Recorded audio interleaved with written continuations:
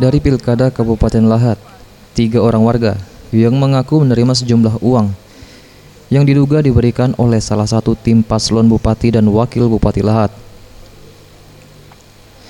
Sambil memperlihatkan sejumlah uang dari dalam amplop, ketiganya mengaku menerima uang dari seorang warga berinisial SY yang datang ke rumah mereka dan mengarahkan agar mencoblos salah satu paslon Bupati Lahat.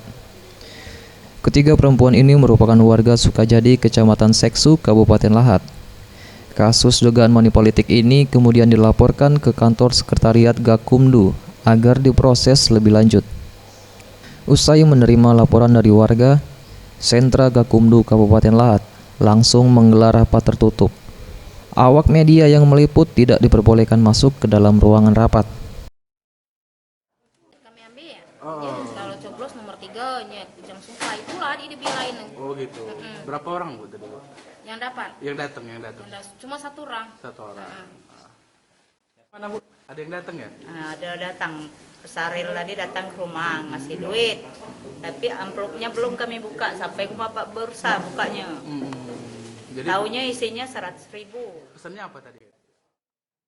Sementara itu, Ketua Panwaslu Kabupaten Lahat, Sepsata Adrian, mengatakan pihaknya telah menerima laporan dugaan money politik tersebut. Kasus tersebut selanjutnya akan dikaji dan dilakukan klarifikasi kepada terlapor.